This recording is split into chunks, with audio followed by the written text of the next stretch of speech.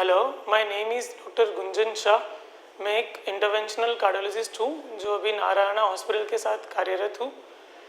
आज दोस्तों हम एक ऐसे टॉपिक पे बात करने वाले हैं जो कि यंग जनरेशन्स को अफेक्ट करता है और जिसके कई सारे किस्से आपने रिसेंटली आपके आसपास देखे होंगे, जो है छोटी उम्र में हार्ट अटैक आना, जिसको बोलते हैं यंग एमआई और यंग मायोकार्डियल इंफार्क्शन। तो जैसे आप सबको पता है कि हार्ट अटैक के सिम्टम्स क्या होते हैं।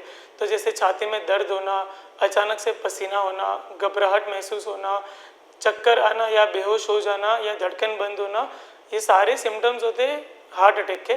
10-20% पेशेंट्स ऐसे भी होते हैं जिनको हार्ट अटैक के केस में कोई सिम्टम्स नहीं होते, जो रूटीन रेगुलर हेल्थ चेकअप में पता चलता है कि उनको हार्ट अटैक आके चला गया है। तो रेगुलर हेल्थ चेकअप ज़रूरी है। तो क्यों छोटी उम्र में हार्ट अटैक आते हैं? क्यों पिछले 5-10 सालों में 35 से 40 साल या उससे कम उम्र के लोगों में हार्ट अटैक का प्रमाण बढ़ गया है? उसके कई सारे कारण हैं। 5 से 6 जो मेन रीजंस है जिसके बारे में हम आज बात करने वाले हैं, वो है एक तो पहला स्ट्रेसफुल लाइफस्टाइल।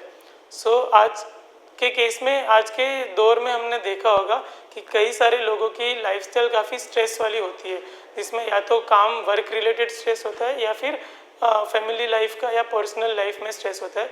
तो stress is the main reason जिसके कारण हार्ट अटैक आता है, जो ब्लड प्रेशर ज़्यादा कर सकता है, आपका शुगर बढ़ा सकता है, धड़कन कम ज़्यादा कर सकता है और बीपी बढ़ा सकता है।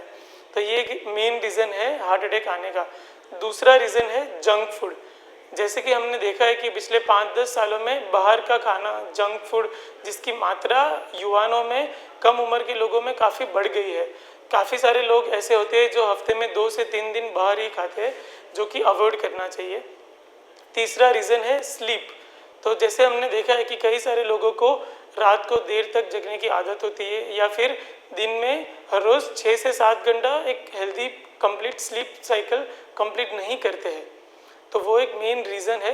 तो आपको खास ध्यान रखना है कि जैसे आप हर रोज़ 7 घंटे कम से कम एक साथ नींद ले रहे हो, और वो भी ना कि रात को लेट तक सोए और सुबह में देर तक उठे, बल्कि 11 से 6 या 10 से 6 के बीच में आप अपनी नींद ख़त्म कर ले, वो बहुत इम्पोर्टेंट है। एक और जो रीज़न है वो है ओबेसिटी।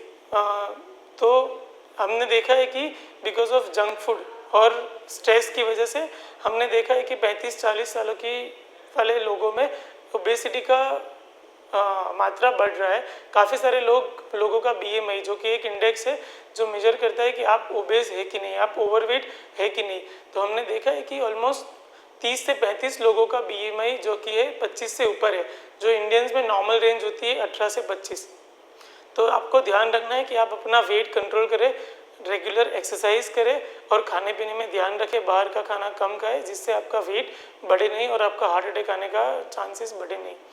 एक और जो रीज़न है वो है डायबिटीज़ और हाई कोलेस्ट्रॉल, जो कि आपको आपके डॉक्टर को कंसल्ट करना है। अगर आपको दोनों में से कोई भी एक बीमारी है तो वो आपको सजेस्ट करेंगे कि आपको कौन सी दवाई लेनी है, क्या क्या ध्यान रखना है। तो ये एक यंग एमआई या कम उम्र में हार्ट अटैक आने की बीमारी हम काफ़ी हद तक अवॉइड कर सकते हैं, जिसके लिए जो ध्यान रखना है वो मैंने बताया है। आप उससे ज़्यादा इन्फॉर्मेशन के लिए आपके डॉक्टर को कंसल्ट कर सकते हैं।